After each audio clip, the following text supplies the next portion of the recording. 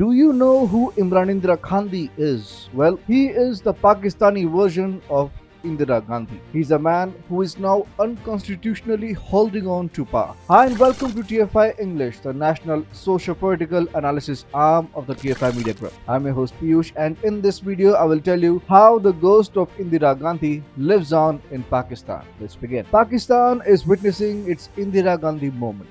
This moment has been brought to the Islamic country exclusively by Imran Khan. Many are astounded by the rather unconstitutional game that Imran Khan has just played in Pakistan. On Sunday, the Pakistani Prime Minister used his influence over the National Assembly Speaker to suspend the vote on the no confidence motion brought in by the opposition against his government. The Speaker dismissed the resolution, citing Article 5, loyalty to the state.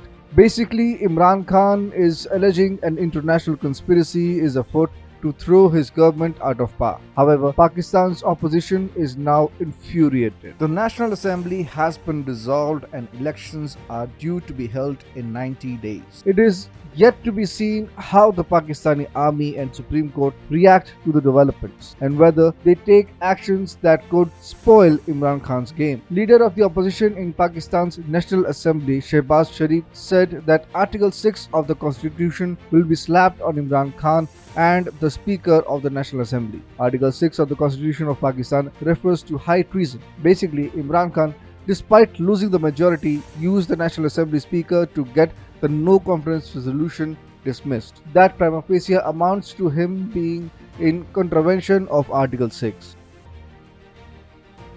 Former Indian Prime Minister Indira Gandhi and Imran Khan have a lot in common. In fact, while Imran Khan has dissolved the parliament to not face the embarrassment of being thrown out of power, Indira Gandhi imposed a nationwide emergency to hold on to power. A lasting legacy of the Indira regime is the imposition of an emergency from 1975 to 1977. The order bestowed upon the Prime Minister the authority to rule by decree, allowing elections to be cancelled and civil liberties to be suspended. For much of the emergency, most of Indira Gandhi's political opponents were imprisoned and the press was censored. Several other human rights violations were reported at the time, including a mass forced sterilization campaign spearheaded by Sanjay Gandhi. Indira Gandhi faced a predicament like Imran Khan as well. You see, on June 12, 1975, the Allahabad High Court passed a judgment holding that Prime Minister Indira Gandhi was guilty of electoral malpractices and disqualified her from holding public office for 6 years. Indira challenged the order in the Supreme Court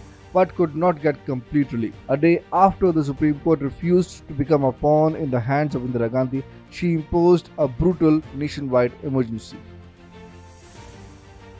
Imran Khan will, for the foreseeable future, continue as Pakistan's Prime Minister. That would be until national elections are held. However, the army might just intervene and the Supreme Court might overrule the National Assembly Speaker, in which case Imran Khan's career would be over much before the 90-day term until elections are completed. There is a high likelihood that Imran Khan, for whatever number of days he continues as Prime Minister, will be mimicking Indira Gandhi. She too grabbed power without the confidence of the parliament and the people. Her continuance as Prime Minister was illegal and unconstitutional, pretty much like Imran Khan's latch on to power. Pakistanis are about to witness perhaps the darkest days of their lives. There is a possibility of a coup, a prolonged constitutional crisis, and Imran Khan going berserk as a despotic leader. 47 years old, the ghost of Indira Gandhi lives on in Pakistan.